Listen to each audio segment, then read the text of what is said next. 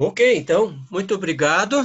Foi muito ampla a exposição, trazendo muitos elementos para a gente estar recuperando até o sentido de muitas práticas de culto que a gente celebra, mas também colocando muitos elementos, percepções que estão sistematizadas para nós, maneiras que essa questão que se coloca de que maneira a comunidade é comunidade, por exemplo, se ela é só presencial ou se ela é espiritual, essa é uma questão que a mim tem me ocupado. Então, Aham. só para colocar um elemento nesse sentido, é a questão da linguagem do simbólico, a recuperação do simbólico, né? Do simbólico moderno. É um desafio enorme, Desafio né? enorme. Porque nossa igreja, no passado tempo, não dá muita bola ou de maneira geral não dá muita bola por causa da palavra, né? E o outro elemento é que eu estou, assim, na minha inocência teológica, é a recuperação do Espírito Santo como elemento de vida, Uhum.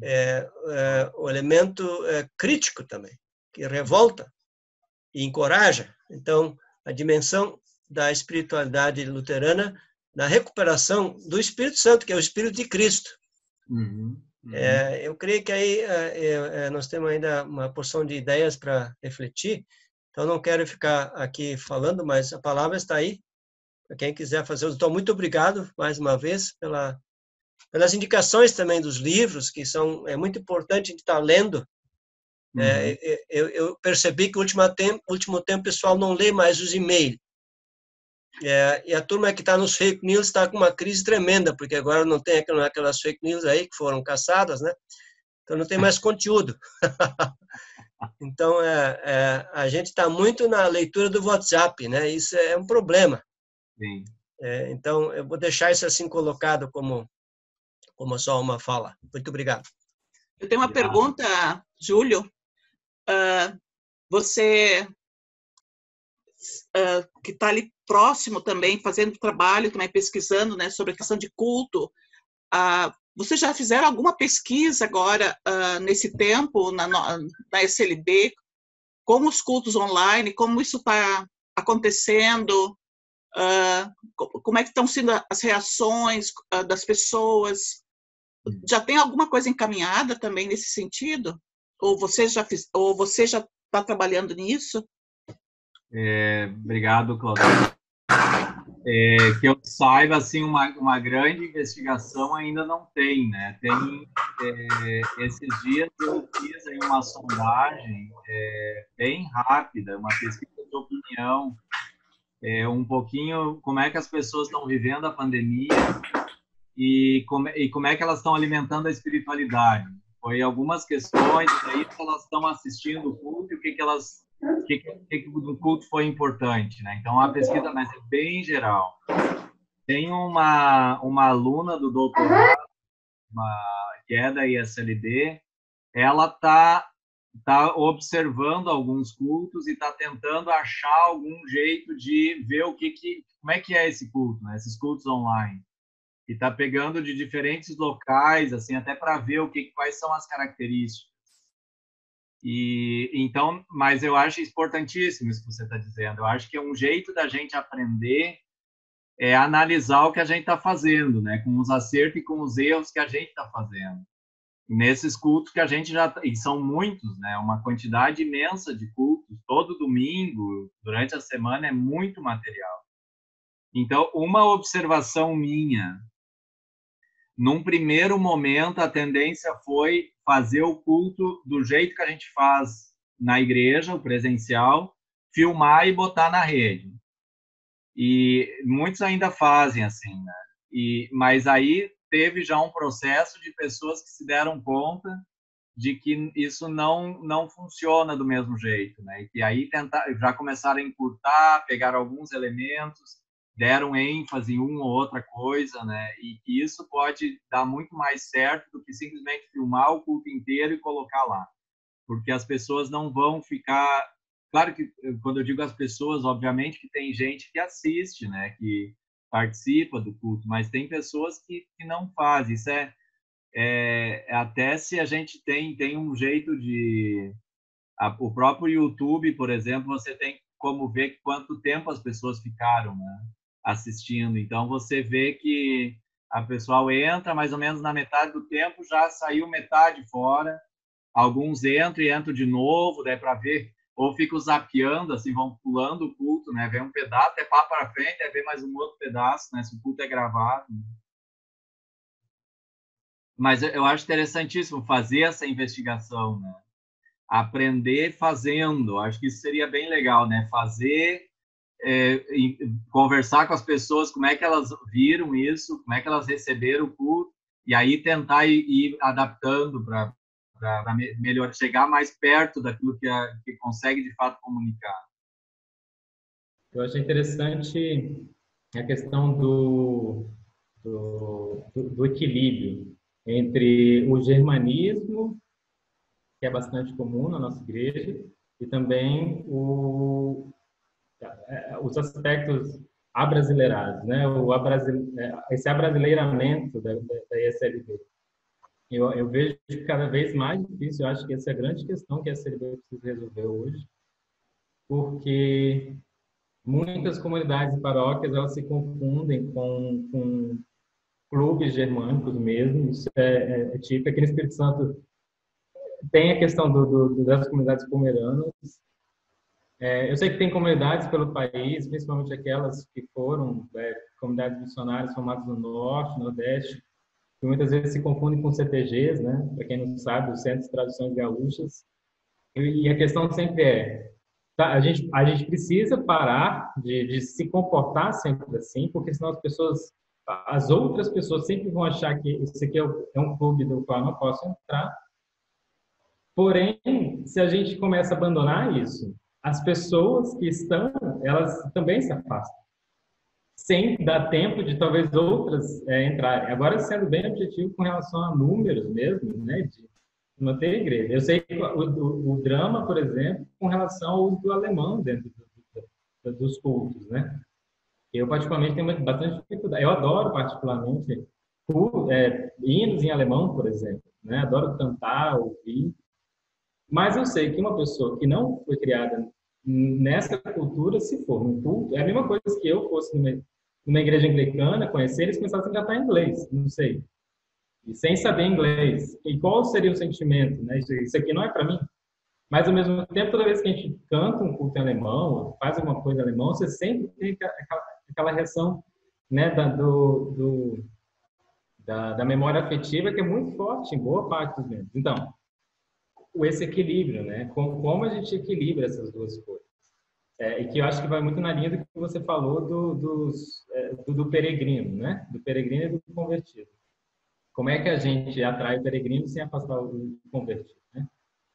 Sobre a participação de jovens, eu acho que vai muito no caminho. Esses dias eu participei da live da SLB e a gente também apontou isso, né? Enquanto JE, a JE sempre tem trabalhado em trazer também a opinião, a participação, o envolvimento dos jovens, das jovens nas instâncias e nos momentos de decisão, né? Porque, infelizmente, a forma precária que está sendo utilizada muitas vezes para atrair a juventude é na base da segregação. Então vamos fazer um culto jovem separado do jeito que eles gostam, mas é isso, se não tem aquilo, eles se tornam adultos, eles vão aonde, né? Se eles se acostumaram com aquilo. Então, e ao mesmo tempo tem que ser feito com bastante cuidado e sempre com bastante formação, para também o jovem não achar que agora vamos fazer do jeito que a gente sempre quis, e às vezes é feito de forma meio atrapalhada, e traz principalmente elementos da cultura gospel americana, que a gente sabe que já inundou boa parte das outras igrejas. Isso a gente vê desde os pentecostais, né, mas também a Batista, a Metodista. O Zé Eduardo está aqui, que é da Presbiteriana Unida, a Presbiteriana do Brasil, eu sei que também. Você já nem sente esses peregrinos, eles vão pulando de igreja em igreja, eles nem sentem mais muita diferença. É basicamente o mesmo estilo de músicas, enfim. E a gente tem que ter cuidado para também transformar Aí os jovens querem trazer essa influência para dentro do nosso culto. Aí também, de novo, o equilíbrio. Como é que a gente acha o equilíbrio, né? E eu acho que a Federação Luterana Mundial está indo bem nesse caminho, no sentido de apontar a participação dos jovens, mas sempre com bastante formação, para que o jovem seja ciente de como tem que ser essa participação dele. E, por fim, a questão dos cultos online, a minha observação que eu faria, e também questionamento, assim, é o quão interessante.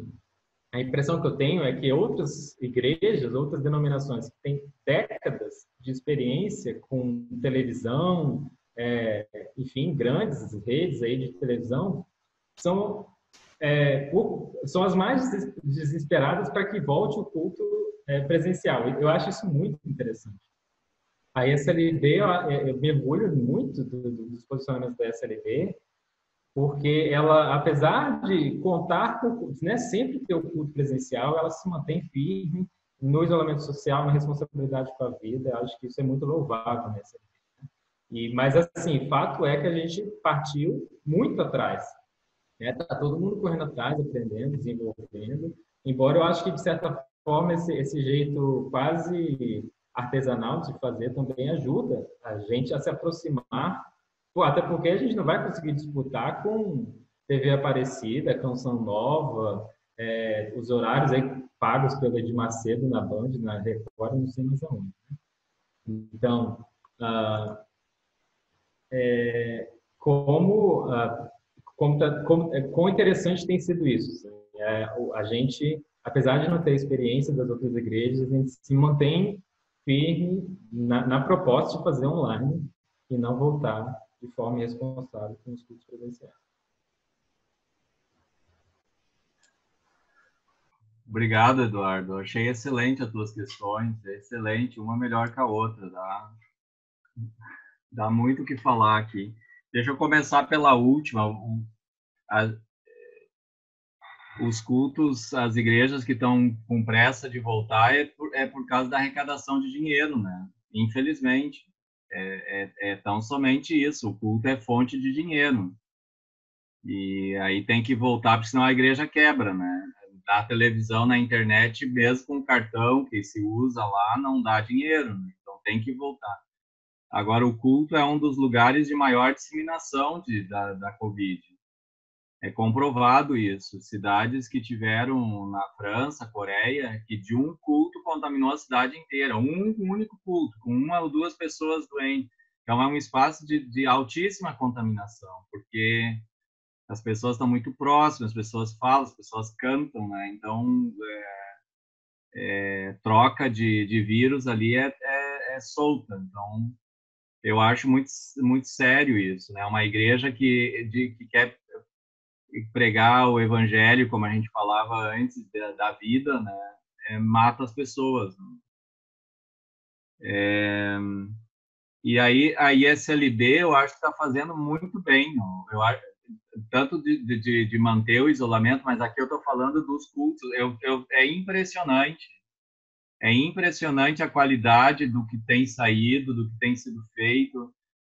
Pessoas, ministros, ministras, e não só, né? Pessoas que não tinham conhecimento nenhum de internet, de funcionamento celular, filmando o culto. Então, é um negócio assim, esse aqui tem que ser registrado na história, né? A ISLB, de certa forma, eu não sei as outras igrejas, né? A ISLB que eu tenho acompanhado. Com todos mesmo que seja de uma forma artesanal, tá muito bom. Eu acho que a gente deu um salto de ousadia que é incrível, assim. Eu acho que tem que aproveitar. E ficar melhor, eu acho que agora é aprender, né? Como é que a gente pode melhorar isso que já está sendo feito? E não ficar com a ilusão, assim, isso que você disse, né? Que nós vamos fazer um culto online que vai ser um negócio tipo Hollywood, assim, né? Que vai ser oco. Isso nunca foi, né? A gente nunca teve esse ideal de perfeição. Então, é fazer algo bom, bonito, coerente com a teologia que se tem, que realmente consiga comunicar de uma forma adequada, dentro dos limites que a gente tem, né? Não dá para ser muito mais do que isso. Uma coisa interessante aqui, que aí tem a ver com as questões que você trouxe antes, essa ideia de que o bom hoje é aquilo que atrai muita gente. Isso é uma ideia midiática. O bom é o que atrai muita gente.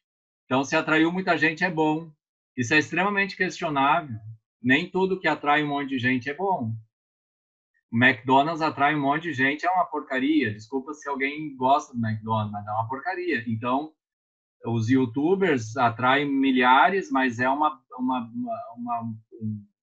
não vou usar a palavra aqui, mas não tem nada, é um vazio total, sabe? Então, essa ideia midiática de que o bom é o que tem muita gente, a internet funciona toda assim, né? As coisas que vão aparecer por primeiro lá no Google é aquilo que mais foi acessado.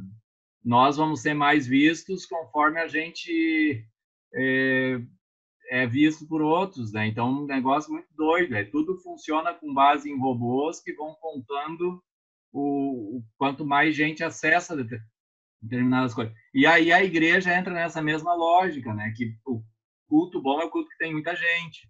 O culto online é aquele que tem muita gente assistindo, né? Não sei. Isso é bem complicado, né? O movimento de Jesus Cristo era um movimento para pouca gente, né? Era grão de mostarda no meio, a melhor semente, né? O fermento na massa, né? Aquilo vai. Então, não foi um movimento pensado para massa, né? Eu cada vez me convenço mais disso. E hoje, com essas ondas todas aí, parece que tem que ser a gente tem que entrar numa lógica midiática, e a lógica de Ibope, né? O bom é aquilo que tem muita gente vendo. Aí o pessoal vai lá financiar para botar propaganda, porque tem muita gente vendo naquele horário. Da germanidade, tem toda a razão, Eduardo. É uma questão que eu acho que a gente tem que discutir. É normal isso, que as culturas, quando elas saem do seu local de origem, elas ficam mais tradicionalistas, né?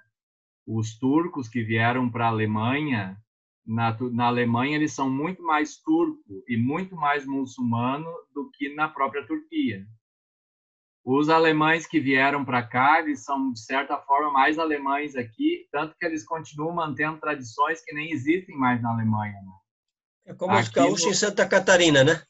Exatamente. Ou os gaúchos que sobem, eles viram mais gaúcho, como você disse, no lugar que eles vão, do que onde estão, né? E esse fenômeno ele está há 200 anos já na nossa igreja, que a igreja foi um jeito de manter a germanidade, a tradição alemã. Então, manter a mãe perdida que ficou a pátria amada alemã. O culto a igreja em si foi um jeito de manter isso, de manter essa identidade afetiva que foi perdida, foi cortada. E só que está na hora da gente lidar com isso, né? Então, não é simplesmente da gente entrar agora e dizer, olha, acabou tudo que é tradição, mas a gente tem que abrasileirar. Ou nós nos abrasileiramos, ou a igreja vai morrer com os últimos remanescentes da tradição. Então, nós temos que nos abrasileirar e fazer esses processos, como você diz, a federação tem várias iniciativas para ajudar. Como se faz isso, né? Dá para fazer isso de um jeito que seja bom para todo mundo, né? Então, não é trocar uma coisa pela outra, mas realmente fazer um processo de enculturação. E aí, da juventude. Então, tem que fazer isso, tem jeitos de fazer esses processos, e tem que conversar com a comunidade. A gente tem um medo às vezes, de magoar, né, de ofender, e enquanto a gente não quer magoar alguns, a gente espanta outros, né? Os de fora parece que não importa se a gente espanta, né, mas os que estão dentro a gente tem muito medo de tocar naquelas questões que às vezes são os nós, assim, né? Então, acho que a gente tem que tentar conversar sobre isso. O que nós estamos fazendo aqui, de certa forma, é isso, né? falar sobre essas coisas. E da questão dos jovens, é muito interessante, né, que esse modelo pentecostal, gospel, fala em inovar, parece que o único jeito de inovar é imitar copiar o gospel americano, australiano, e aí você inovou, né? Eu fico muito incomodado e eu não tenho resposta para isso. Mas parece que o único jeito de desenvolver uma espiritualidade jovem na igreja é ir para a espiritualidade evangelical, pentecostal, carismática, gospel, sabe? Você parece que esse é o único jeito. O único jeito de fazer música do jovem é com bateria, imitando Diante do Trono. Eu, rapidamente, eu gostaria de destacar e dar o exemplo de Vila Velha. Gisele, né, a pastora Gisele, o pastor Stefano vão acho que concordar comigo, mas acho que Vila Velha, nesse sentido, é a prova de que dá, sim, para você atrair a juventude quando você tem formação de longo prazo, pensando, envolvendo, associando, sim, o trabalho da juventude com a música. Mas hoje o trabalho, a música tocada também pela juventude em Vila Velha, ela não tem nada disso. Ela não se contaminou, né? Para usar a palavra da moda, né? Ela não se contaminou pela influência você falou aí do gospel australiano, né? Church, como é que é? Aquela banda famosa que o Justin Bieber, né, se converteu. Eu ouvi falar dela quando eu fui para a Alemanha, em 2017, participar de um evento lá. Nunca tinha ouvido falar dela, mas aí descobri que ela é super famosa, a banda gospel mais famosa da atualidade, e as igrejas alemãs estavam lá tocando, de outros países também, lá participando. E que bom que a gente tem os exemplos que provam que não é necessário você botar a Aline Barros no culto para que o jovem se sinta atraído. Exatamente, é uma espiritualidade questionável.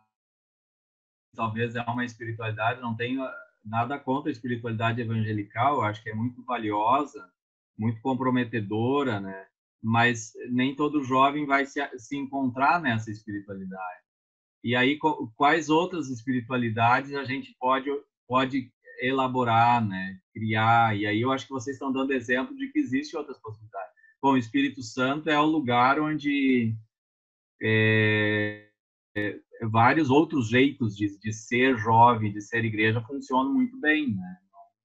Então, não precisaria copiar o modelo de fora, porque já tem modelos de dentro que dão muito certo e que são muito autênticos no jeito de ser. Eu acho que era isso, assim, uma primeira reação, mas eu gostei muito das questões. Então, não tem uma resposta assim, olha, faz assim que vai dar, né? Tanto que se tivesse uma receita, essa receita já seria questionável, né? Porque o que vai dar certo em Vitória talvez não vai dar certo um pouquinho mais distante daí, né? Já na região lá mais dos pomeranos talvez não dê tão certo. Obviamente que não vai dar certo. Então essa ideia de que a gente tem que ter um jeito, isso é muito complicado. Não tem como dar certo com esse tipo de pensamento.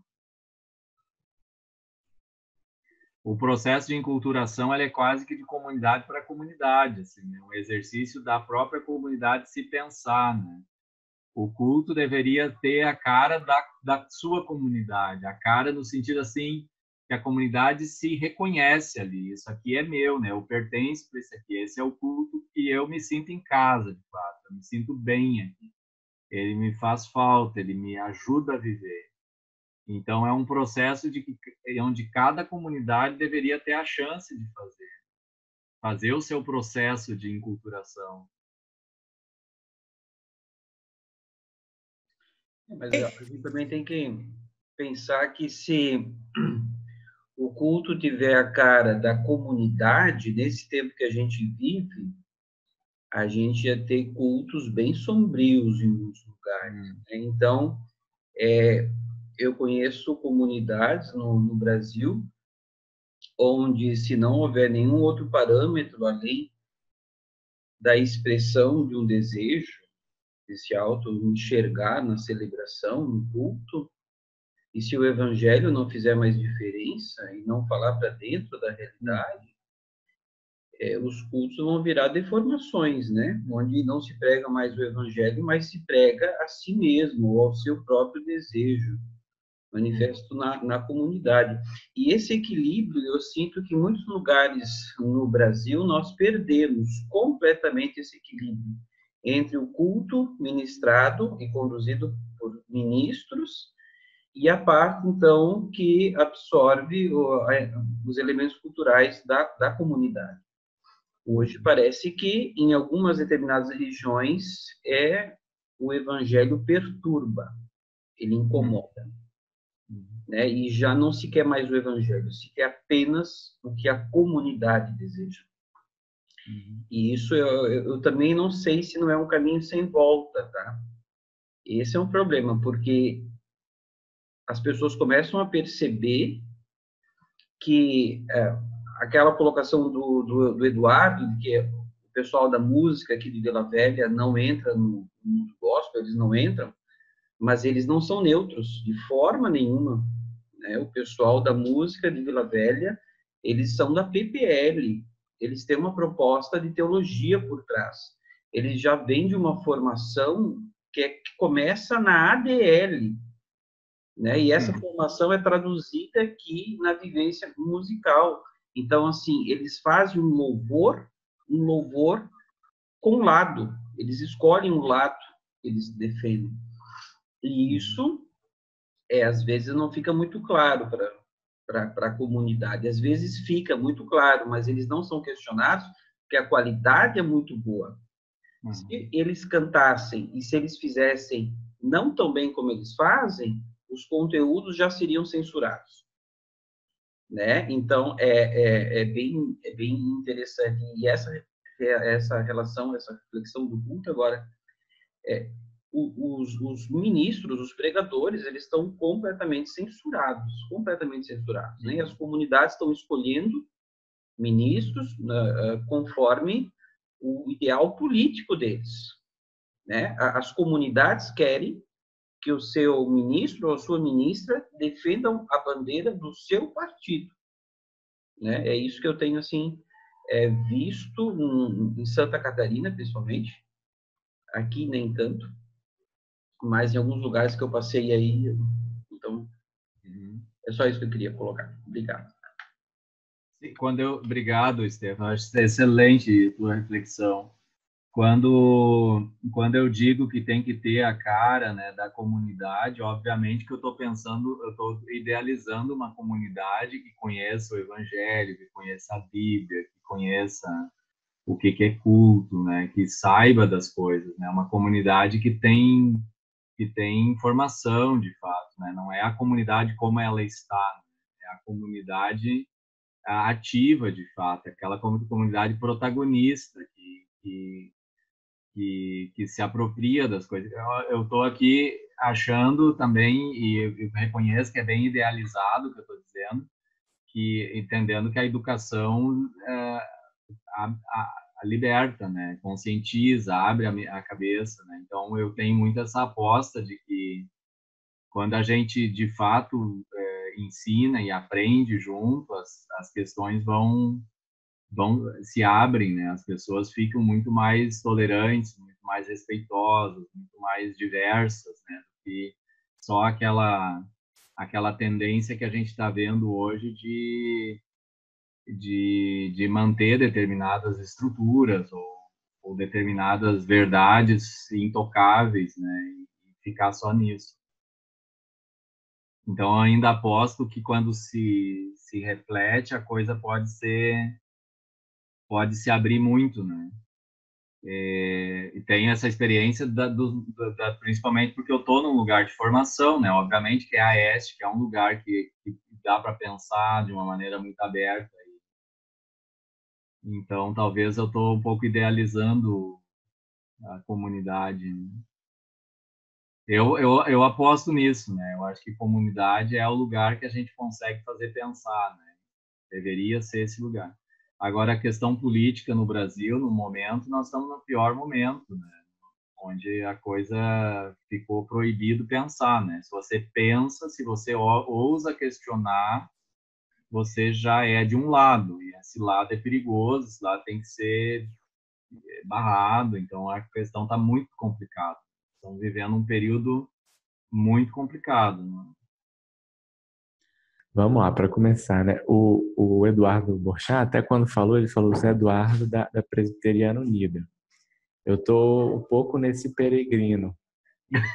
Sou da Presbiteriana Unida e já com os 2 pés na SLB também. Não estou no caderno que vocês chamam de prontuário, né? Mas já estou namorando a SLB há muito tempo. E uma questão que eu acho que é pertinente ao assunto, o que me teologicamente e até a questão da postura da SLB, né, sempre me atraiu bastante. Eu acho que eu conheci o Eduardo lá no Fórum Social da Juventude Luterana em 2009. Desde então, eu tenho acompanhado a SLB. Mas o que definitivamente me fez participar, eu tenho participado acho que talvez nos últimos 2 anos, dominicalmente na SLB, foi o nascimento do meu filho. E aí, na comunidade que eu participo, da Presbiteriana Unida, é uma comunidade muito pequena, a gente não tinha uma estrutura de atendimento às demandas das crianças, né? E aí eu falei, bom, eu preciso encontrar um espaço que esteja perto daquilo que eu quero passar para o meu filho, né? E aí a SLB foi, né? Então lá eu sei que o culto infantil é um espaço pensado, alinhado com aquilo que eu aprendi, que eu quero que seja passado também para o meu filho. E fui me aproximando mais e mais, tenho participado, né? E por isso eu também estou aqui hoje.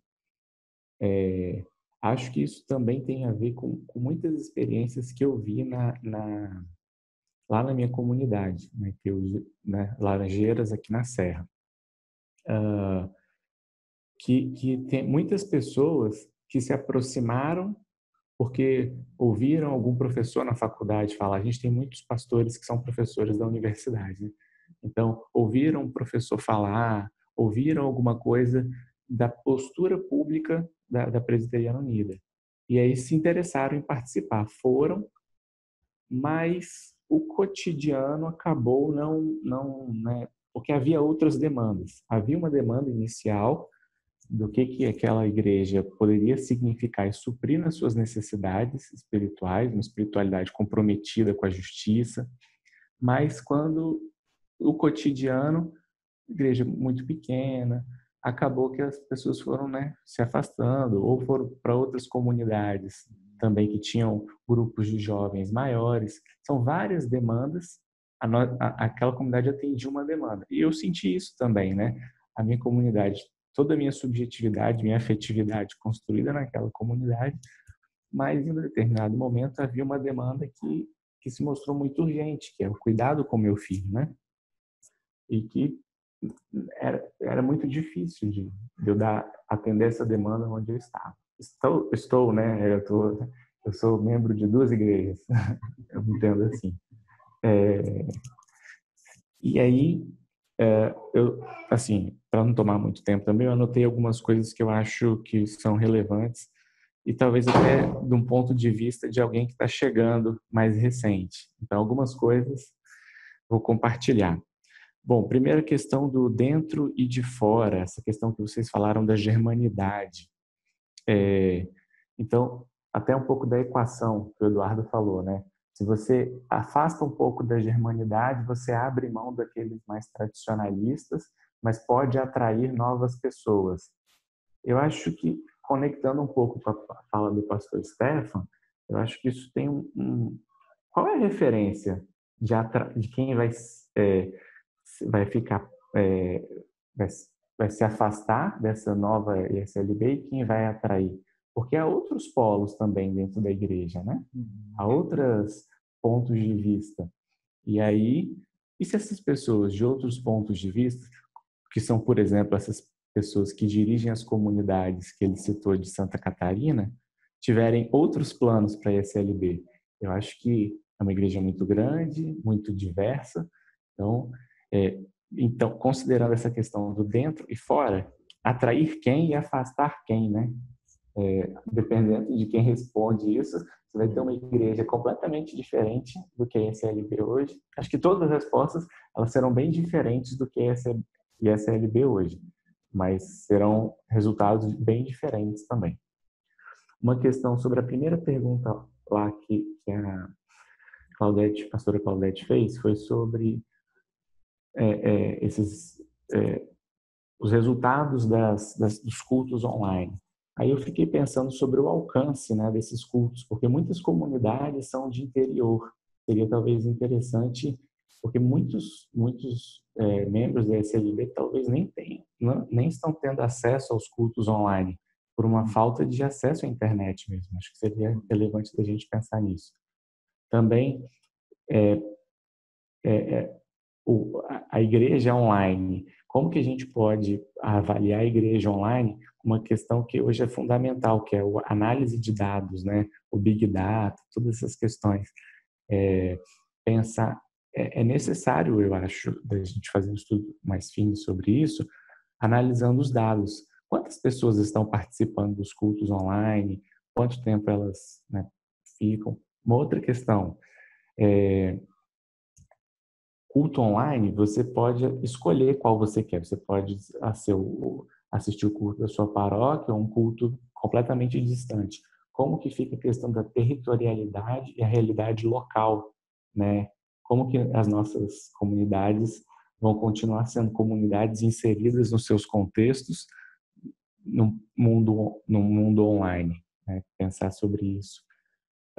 A questão da artificialidade, o desgaste, né? O tempo online é diferente do tempo ao vivo, né? Físico, e aí o culto virtual, né? O desgaste da artificialidade. Eu até compartilhei um texto aí no bate-papo, acho muito relevante, muito próximo do que o professor falou. Queria saber também, porque eu já ouvi algumas vezes isso, mas eu queria saber, até não sei, né? Qual é a diferença das igrejas do Espírito Santo para os outros estados na ESLB? Eu já ouvi isso algumas vezes, mas eu fiquei curioso de saber. Deixa eu ver. A questão do germanismo. Eu já vi muitas vezes também fazendo referências às próprias pessoas nos avisos, falar que dizem que nós somos a igreja dos alemães, mas nós não somos. Eu acho que, não sei, eu já vi bastante coisa sobre isso, mas talvez muito de ser mais uma igreja rural dentro da cidade do que talvez o germanismo em si. Eu percebo mais uma influência rural do que... É lógico que você chega lá, todo mundo branco e louro, né? Você até toma um susto. É um enclave germânico dentro da cidade, uma comunidade luterana. Mas até as festas mesmo, né? Eu achei muito curioso como a presença do forró, que é o do interiorzão, é presente dentro das comunidades, nas festas comunidades. Uma outra questão, já estou acabando, eu prometo. Das igrejas, da televisão, seria uma preocupação da arrecadação. Mas eu percebo também que eu vejo na vizinhança pequenas assembleias de Deus, que está distante desse universo midiático, né, da Universal e congêneres. Mas talvez seja uma questão até mais preocupante, para além da arrecadação, mas a fé mágica, assim, como se Deus protegesse aqueles que estão dentro da igreja. Eu acho isso mais preocupante ainda. Se o central da comunidade é comunicar o evangelho, então mudaram os meios de comunicação. O culto, como que vai comunicar o evangelho? Os meios de comunicação mudaram, vai mudar a nossa forma de comunicação. O culto, que espaço ele vai exercer dentro desse ambiente? A questão do produção de conteúdo hollywoodiano, para ser só medido pelo Ibope, qual é a diferença entre Ibope ou relevância, né? Que a gente pode estar querendo fugir de uma igreja espetáculo, acho ótimo, mas também como saber o quanto ela está sendo relevante? Porque se eu falar, nós temos poucas pessoas participando, mas o conteúdo, a qualidade é boa, mas não cair só no extremo de não querer ter o Ibope. E eu, sinceramente, não acho que isso seja importante, mas, assim, ter noção de como está sendo a nossa relevância na sociedade e para os membros da comunidade. Última coisa, tempo online, culto online, culto virtual e a liturgia. Se o tempo online e o tempo físico são diferentes, presencial é diferente, então o senhor deu o exemplo da pregação, da homilia, que ela tem que ser mais reduzida. O que da nossa liturgia a gente pode abrir mão para ter um culto reduzido? É isso. Obrigado pela paciência.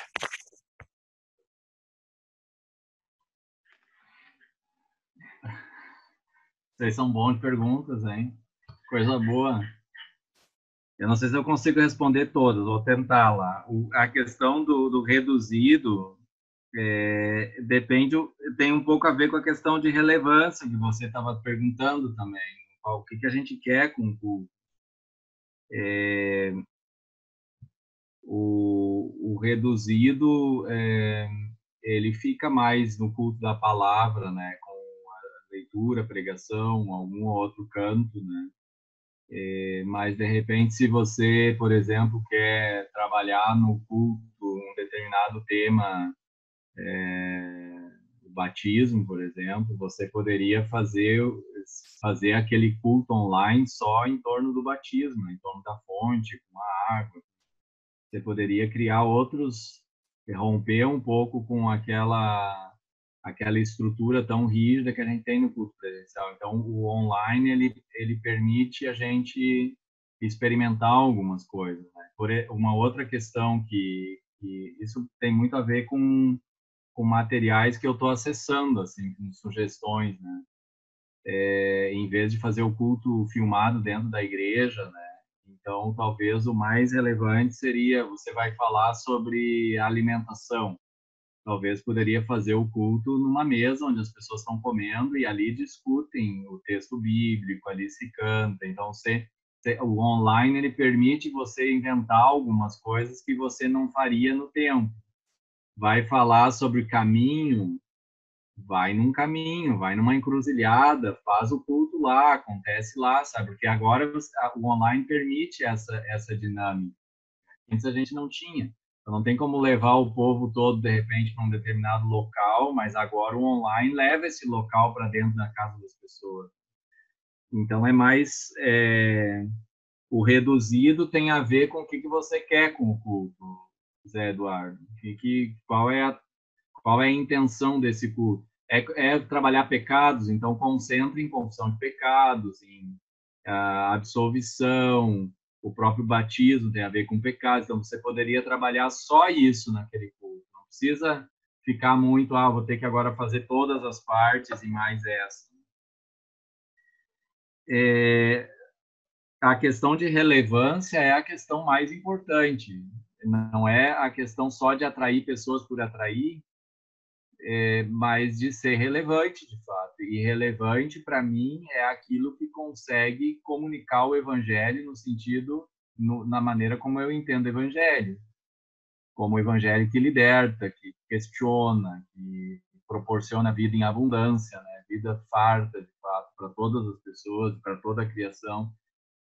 Então, como é que a gente vai fazer isso? Eu não sei, mas esse seria o critério para eu começar a pensar como é que eu deveria, então, ter um culto que consiga dizer isso, né? Não só atrair pessoas por atrair,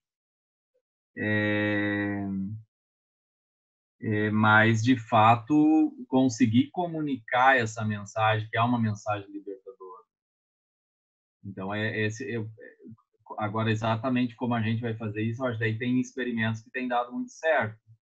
E tem conseguido fazer isso, funcionar de um jeito legal, né? As pessoas conseguem, de fato, viver aquilo que está sendo dito de uma maneira que faz sentido para a vida da pessoa e transforma a vida da pessoa. Uma questão que você trouxe aqui no meio das duas questões, que eu acho muito interessante, o meio muda a mensagem. Isso é cada vez mais comprovado, né? O meio que a gente usa vai afetar a mensagem. Sempre. Então, no momento que a gente vai para a internet para fazer o culto pela internet, esse meio, de alguma maneira, já vai influenciar a própria mensagem. Não tem como fugir disso. O teórico famoso aí da comunicação, Marshall McLuhan, lá na década de 60, disse essa frase que ficou, que hoje talvez ela faz mais sentido do que fazia na época que ele disse, que o meio é a mensagem.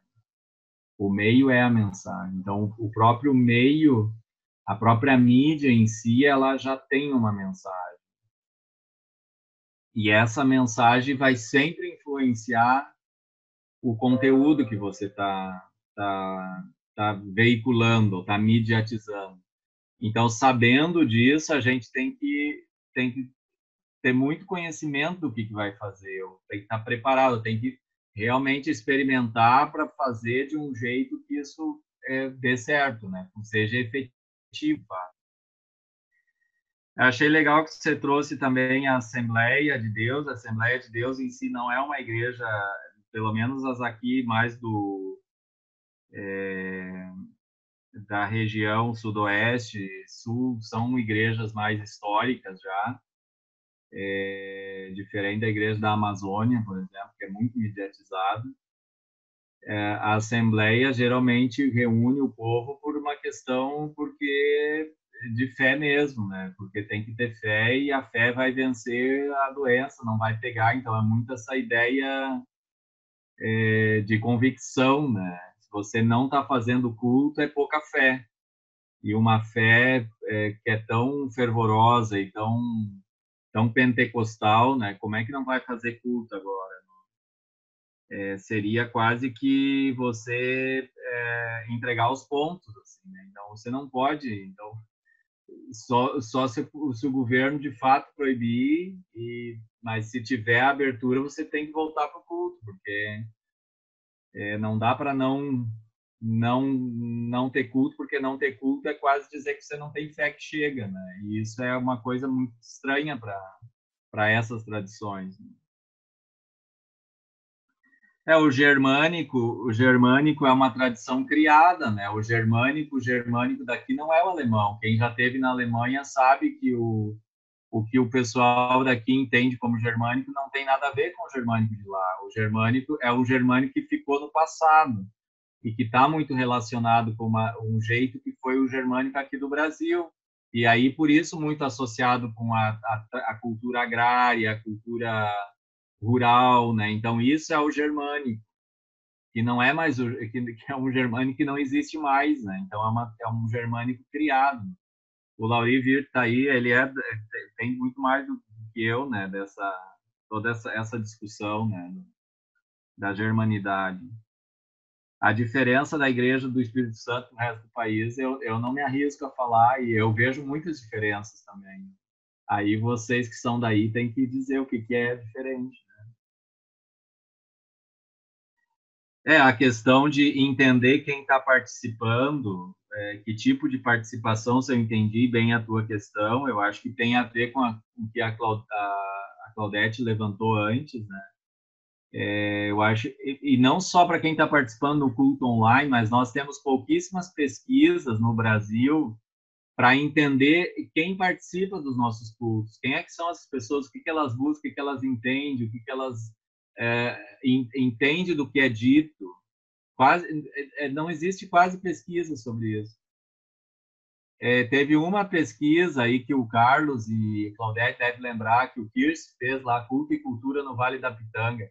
Até hoje nós falamos dessa pesquisa. Foi uma pesquisa interessantíssima, seríssima, botou um monte de gente ouvindo, um monte de pessoas, horas de entrevistas, gravaram o que as pessoas entendiam dos cultos, das orações. Uma das constatações lá é que o pastor fazia o culto com uma mensagem, com uma teologia, que passava por cima da cabeça das pessoas. As pessoas pegavam aquela teologia do pastor e elas faziam toda uma outra teologia.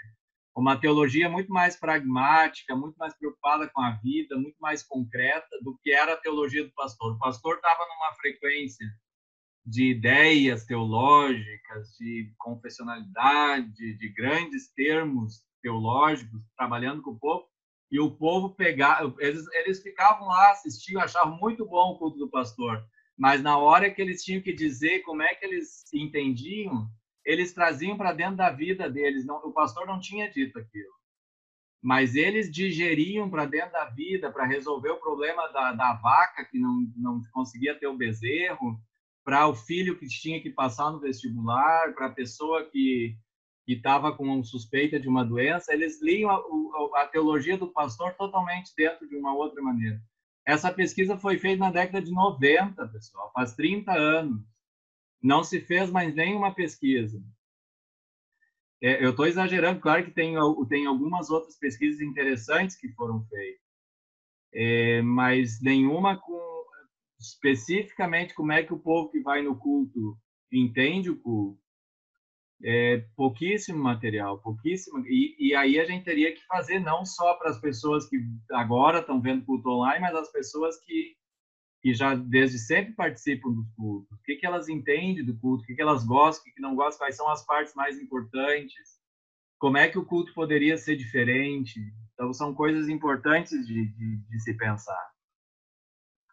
A territorialidade da rede é rede, né? Outra, a internet não tem lugar. Ela não tem nem tempo nem lugar, não tem começo nem meio nem fim. É rede, realmente. É um outro território. E isso a gente está vendo agora. As pessoas assistem cultos do país inteiro e até de outros lugares, né? Não tem o território. Aí, de novo, aquela ideia de que o meio muda a mensagem já muda aqui, porque, de repente, você não está agora mais participando ou ouvindo o culto da tua comunidade, mas da comunidade vizinha ou lá de um outro estado, né? Então, isso é bem uma consequência da própria rede, né? Ela não tem nem tempo. A mesma coisa, o pessoal tinha que fazer o culto no horário da manhã, mas o culto pode ser assistido em qualquer horário, né? Você pode assistir de madrugada, se quiser. Então, não tem tempo, nem tem lugar. É um espaço realmente de rede, né? Um espaço aberto, que a gente não consegue entender ainda direito. E a tua primeira pergunta, para mim, as tuas questões são muito boas também, mas qual grupo nós queremos atingir, né? Se eu entendi bem, é uma excelente pergunta. São os alemães, são os brasileiros que para mim, Zé Eduardo, eu vou responder de uma maneira bem de quem está de fora, assim, né? Trabalhando num centro de formação. A minha vontade é que o nosso culto, a nossa igreja, atinge toda e qualquer pessoa que precise de orientação, que precise do evangelho para viver melhor. Para mim, essa é a resposta. Essa não é se é alemão, se é brasileiro, mas são todas as pessoas que podem ser amparadas com o evangelho que promove vida, que ajuda a viver de um jeito mais bonito, mais libertador, né? Mais consciente. Para mim é isso, né? Esse deveria ser o público que nós queremos atingir. E aí é todo mundo, não importa se a pessoa é branca, se é preta, se é hétero, se é homo, se é mulher, se é homem, se é rico, se é pobre. É realmente comunicar o evangelho que liberta, que ajuda a viver e dá sentido para a vida, dá um sentido que a gente não encontra em outro lugar. Para mim é esse é o critério para definir o grupo, né? E a partir daí nós tínhamos que ter um culto que realmente acolha a pessoa, que acolha o pai que quer um lugar para o seu filho, né? Também exatamente isso. Esse evangelho ele ajuda as pessoas a viver, né? Então deveria ser um lugar, a igreja como uma agência de socorro para a vida, né? Até tinha que mudar o nome da frente, assim, em vez de igreja, botar lá agência de ajuda para viver, né? E o povo pode vir lá porque para mim igreja é isso. É um lugar que te ajuda a viver, né? Que te ajuda na manutenção. Viver não é fácil. A vida é dura demais, é pesada demais. Em tempo de pandemia, mais ainda. A igreja deve ser o lugar que te ajuda a viver, uma agência de graça que ajuda a orientar para a vida, para dentro da vida, fazer a manutenção da vida, das coisas mais simples até as coisas mais complexas. a encontrar pão para comer até encontrar sentido para não se suicidar, sabe? Para mim, igreja é isso, né? É essa agência de socorro para a vida. Vou parar de falar que estou falando demais aí. Eu sou Linéia, eu sou da comunidade de Cariacica, aqui de Campo Grande. É um prazer estar falando com vocês também. Estão me ouvindo? Sim. Sim. Então, o que eu queria falar é com relação justamente ao cuidado, né? Eu tenho visto, então, as comunidades se posicionando, colocando ponto online, tenho recebido mensagens também com as pregações por mensagem, né, por texto. E aí eu queria só, talvez, dar como sugestão de que a gente tentasse movimentar algumas pessoas das nossas comunidades para fazer ligação para os membros, principalmente aqueles que recebiam visita anteriormente, né, por questão de saúde ou por dificuldade de locomoção, de fazer ligação por videochamada para as pessoas que forem possível. E aí a nossa pastora não consegue fazer todas, né, mas nós temos algumas pessoas que estão em casa agora em home office, entre outros que faziam várias atividades voluntárias dentro da comunidade, estão sentindo muita falta nesse momento, né, de se dar para o outro. Então, assim, que a gente tentasse motivar isso, fazer alguns movimentos, buscar alguns membros para a gente estar se ligando. E o WhatsApp, né, para quem puder por videochamada, ele está conseguindo alimentar 8 pessoas. Quando você faz um convite para uma live igual isso aqui, poucos vêm, porque acham que é aula, porque não vão dar conta, né? Porque é se comprometer. Mas receber uma chamada e poder falar com um, ou com 2, ou com 3, é muito gostoso, né? Então, talvez seria resgatar um pouco do cuidado da visita próxima, já que a gente não pode dar aquele abraço, mas que a gente possa se fazer presente de uma outra maneira. E nós temos, quase todas as comunidades têm o telefone de todo mundo cadastrado, né?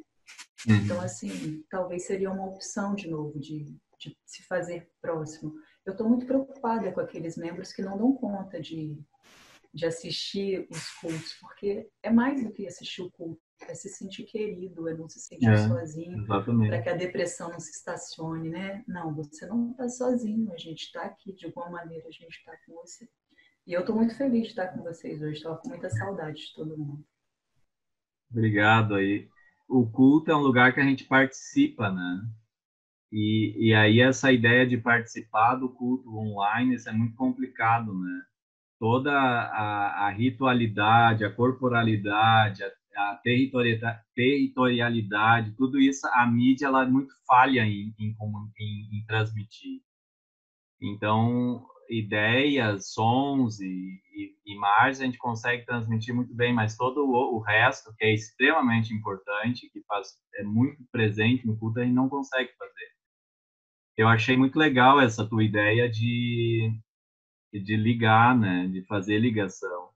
Esses dias eu recebi, assim, na noite, tocou o telefone, eu atendi, aí uma mulher disse: eu posso ler um versículo para ti? Eu pensei, coisa doida, né? E aí eu disse, pode, sim, não tem problema. Aí ela leu um versículo, eu não lembro qual era o versículo, e aí diz assim, ela diz, confia em Deus e fica tranquilo, porque nesse momento difícil tudo vai melhorar, né? Porque a palavra diz isso, assim, é uma pessoa que tinha muita convicção. E era isso, ela disse, eu só queria ler um versículo para ti. Aí eu, como sou pastor e teólogo, já quis saber mais, mas quem é você? Ela diz, não, eu sou fulana. Ela disse o nome no início, né? Eu sou fulana e nós somos da Testemunhas de Jeová.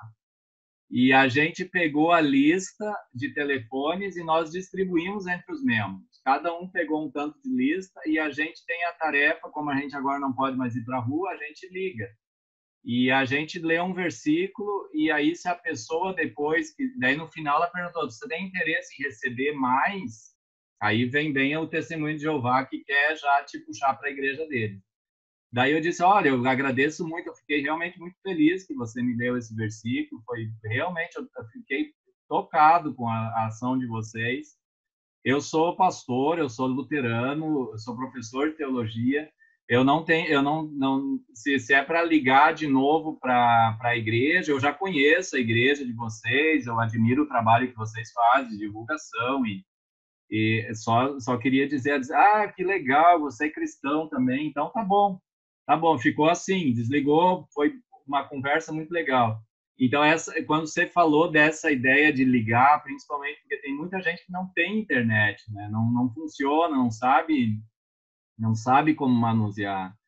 É uma ideia legal, né? Uma outra ideia que surgiu com outro grupo da ISLD é de intensificar o trabalho do rádio, né? O rádio continua chegando em muitos lugares onde a gente a internet não chegou ainda. Então, talvez transmitir o culto pelo rádio, né? Pode ser uma boa ideia. Nós quase não fazemos isso. Nós tinha mais aqueles programas de rádio, mas o culto por rádio pode ser uma boa ideia também. Uma das coisas, Júlio, que foi colocada aqui, se você tem de repente, um culto que você achou interessante, assim, né, que poderia falar sobre ele, que você viu, né? E daí depois o Eduardo pode falar sobre a questão dos idosos, que ele falou que a juventude está trabalhando numa campanha. Mas talvez o professor Júlio primeiro poderia falar um pouco. Teve algum culto assim que foi interessante para a gente olhar, ver? Eu não tenho nenhum culto assim específico, né? O que eu tenho notado mas até posso passar isso para vocês, algumas sugestões de culto. Eu até há um tempo estava listando algumas ideias. Eram ideias que o pessoal estava usando nos cultos, e uma dessas era aproveitando alguns recursos de internet. Assim. O pastor Elmo, ele está na paróquia de Parobé agora, aqui no sul. Ele e a Mariana. A Mariana é aí do Espírito Santo, e o Elmo é do Paraná. Não vou lembrar o sobrenome. Isso já é o fim da germanidade, né? Não lembro mais das pessoas pelo sobrenome, é pelo nome. É o Elmo Kemp. Isso, Elmo Kemp.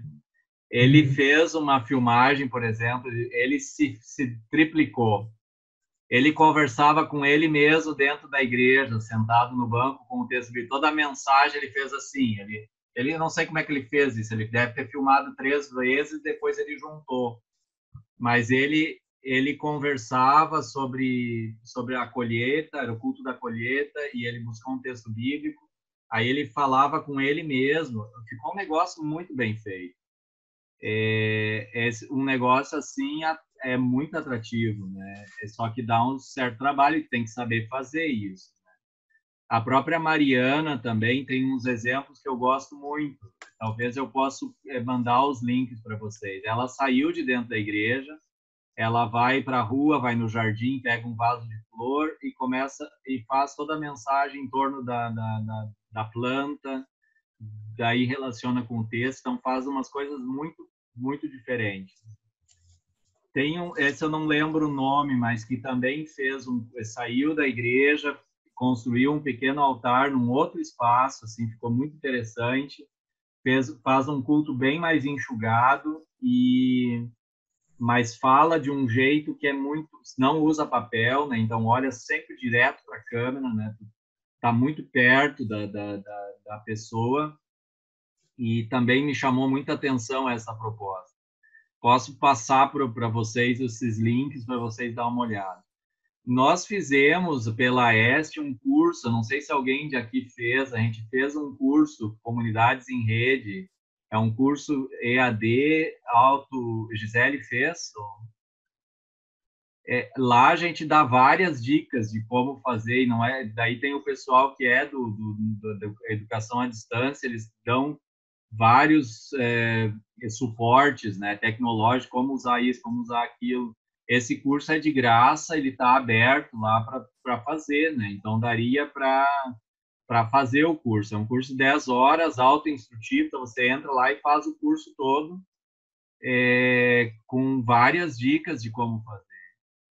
Sobre a questão, é porque o que a Solinéia comentou, né, é exatamente isso que a gente está propondo agora. Eu faço parte da comissão da coordenação do Juventudes e Pessoas Idosas, que recentemente foi lançada a cartilha, né, no Portal Luteranos, que tem esse intuito de propor atividades da juventude com as pessoas idosas. E a gente falou assim, bom, e a gente estava todo estruturado para começar, assim, para valer esse início de ano até o congrenagem. Aí veio a pandemia, atrasou tudo, e a gente, boa parte do que estava previsto lá, a gente não pôde fazer mais. A gente falou assim, bom, agora a gente tem que adaptar, né?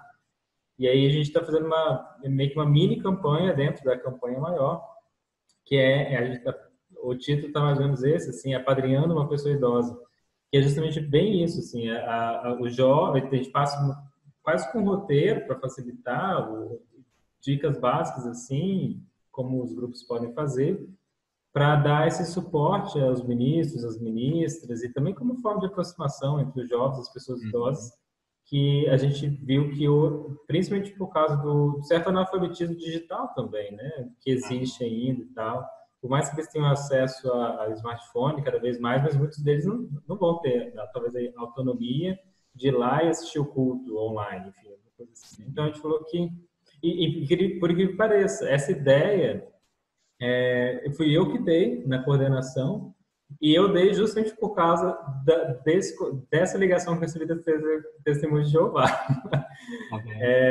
E eu até brinquei assim, eu nunca recebi uma visita. Eu falava assim que eu tinha alguma coisa. Eu falava assim, acho que filho de pastores, eles já marcam assim, esse aqui não vou não. Mas, por incrível que pareça, eu já recebi 2 ligações. E eu até escrevi aqui que eles foram super educados, em nenhum momento foram agressivos, assim, que era o estereótipo que eu tinha, né, dos outros falando. Então, eu falei assim, olha, quer saber? Tem gente aí tá trabalhando bem isso, vamos nos inspirar nas coisas boas, né, que a gente vê por aí. Acho que era isso, assim, para falar. A gente está terminando de fazer também uma cartilha para orientação, e em breve a gente quer daqui, talvez, 1 ou 2 semanas, depois do congrenagem online, né, que a gente está muito atarefado agora com o congrenagem online, semana que vem. Aí, passando isso, a gente deve começar a divulgação para valer. Então, eu ajudo aí também na divulgação. Sim, só para complementar aí, uma ideia que me ocorreu agora, que eu já tinha pensado com outro espaço, a gente fica muito daí no culto online, mas não só de culto vive. Eu falei que o culto é a coisa mais importante, eu estou convencido disso. O culto realmente é o centro da vida da comunidade.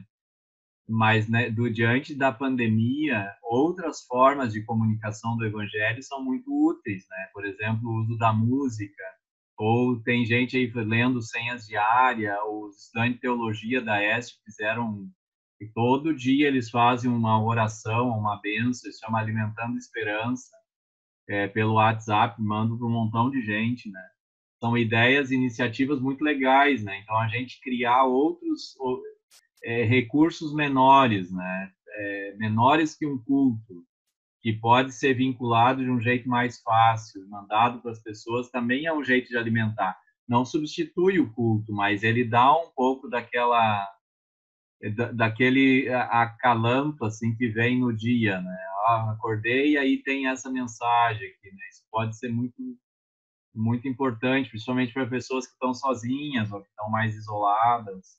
Eu queria fazer 2 observações que aprendi com um pastor idoso que hoje é falecido, que também era professor. Ele dizia assim: se você quer conhecer uma comunidade, ele estava pensando na comunidade da nossa igreja.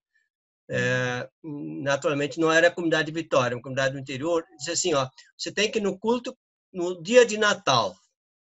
Aí você tem uma fotografia da vida da comunidade. O outro momento que você vai conhecer a comunidade é quando você vai no culto do cemitério, no enterro. Aí você vai conhecer a comunidade. Então, estou dizendo isso porque nós estamos numa crise bem grande. Aqui em Vitória não tem comunidade de enterro. Nem cemitério as comunidades têm. Então, o mundo urbano, em termos de culto, de diáspora, né, é outro mundo. Quer dizer, aí nós estamos com um modelo rural, paroquial de igreja, inclusive de culto, também, que em grande parte não chega, ou nós não chegamos à massa do povo.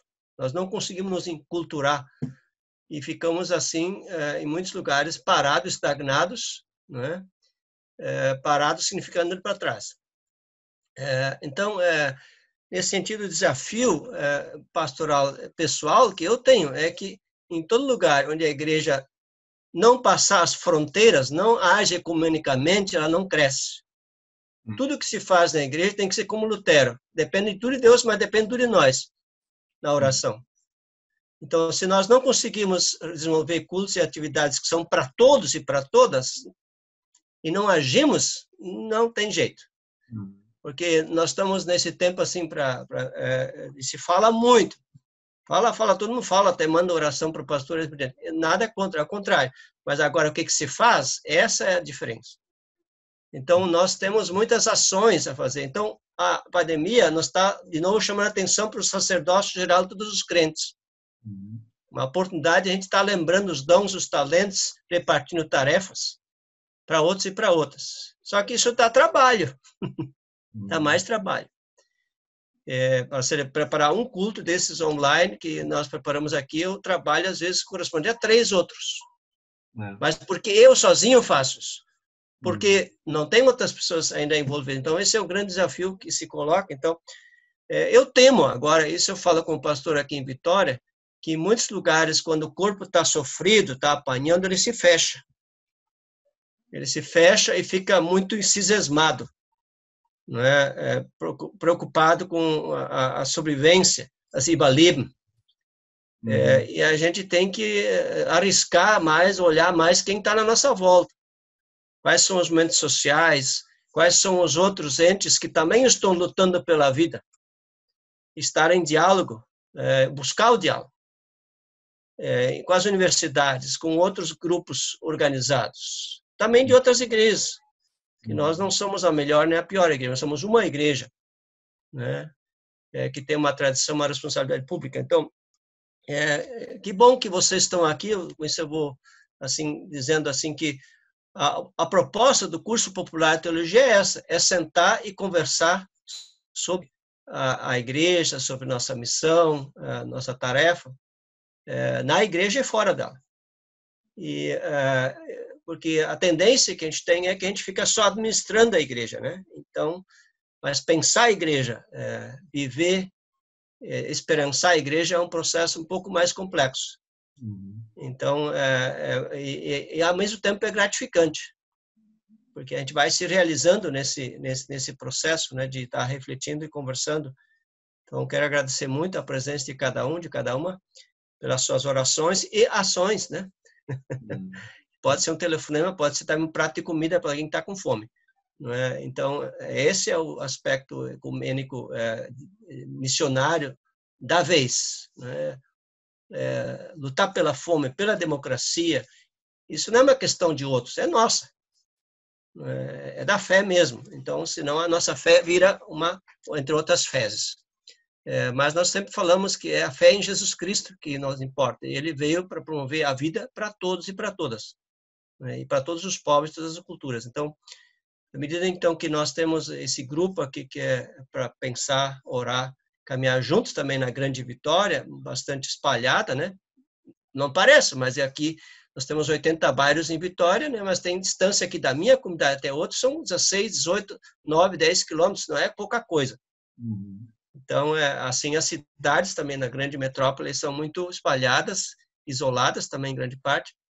O CTP é uma forma de a gente tentar caminhar junto também presencialmente. Por isso é tão importante a gente estar visitando a sua comunidade, onde faz comida, onde a comunidade, o culto acontece. Então, e também ver as diferentes propostas de ação ou de ações estão sendo postas, estão sendo praticadas e sonhadas. Então, muito obrigado a todos e a todas. Eu queria, então, deixar uma palavra para o nosso convidado, agradecendo mais uma vez. Duas questões, pessoal. Eu realmente me sinto muito animado com grupos como esse. Eu acho que isso me enche de esperança, porque é aquela ideia que nós começamos, né? Os espaços de diálogo, de formação, de provocação, né? Eu acho que é isso que a gente está precisando, espaço para pensar. Carlos. e poder pensar de uma forma livre, né? Eu me senti muito à vontade aqui com vocês, porque senti desde o do início aí que é um grupo que é crítico, que tem abertura, né, para questões. Então isso está cada vez mais raro, viu? Dizer para vocês. Espaços onde a gente pode conversar, pode buscar formação, pode ser crítico, pode ser dizer, discordar e crescer junto. Isso está ficando raro nesse país. Tomara que essa onda passe, né? Então, eu fico extremamente agradecido de vocês, de poder ter estado aqui com vocês e de conhecer vocês também e conhecer essa iniciativa. Eu acho fundamental. Então, obrigado e parabéns por vocês serem esse grupo. A segunda coisa, a pandemia, ela é uma tragédia total, né? Ela é a pior coisa que nós poderíamos ter enfrentado e vamos ainda sabe lá até quando enfrentar. Eu jamais ia desejar uma pandemia, mas eu acho também que a humanidade não vai ficar melhor depois da pandemia, porque o ser humano é complicado, né? Então, eu não tenho muito mais essa ilusão, assim, vamos ser melhores, vamos ser uma outra sociedade, o capitalismo vai desaparecer. Mas o que a pandemia ajuda, ela escancara quem a gente é de fato. Dentro de casa, fora de casa, ela ajuda a gente a ver as nossas estruturas, o que funciona, o que não funciona, todos os abusos. Ela escancara, de fato, que mundo é o que a gente vive. E a pandemia, isso é uma ideia do De Masi, né? Um autor, ele diz que a pandemia está nos mostrando o que é o essencial e o que é supérfluo. E é pura verdade, né? A pandemia está nos ajudando a perceber o que é o essencial e o que é o supérfluo. Também para a igreja. O que é essencial na vida da igreja e o que é supérfluo. Quanta coisa que a gente faz na igreja e gasta tempo e energia e incomodação e estresse que agora fica para trás, não precisou. Então, às vezes, a pandemia pode estar nos ajudando a gente fazer a seleção do que é prioridade, de fato, na vida de uma igreja. O que não pode faltar, o que é essencial e o que pode ficar de fora, o que é supérfluo. O cuidado da vida, como foi falado antes, para mim, se mostra como essencial, né? A pandemia nos mostra que cuidar da vida, cuidar bem dessa vida, é a coisa mais essencial. Não tem nada mais importante do que isso, né? As outras coisas todas dá para esperar. Então, era isso, Carlos. Obrigado e obrigado vocês também pela oportunidade.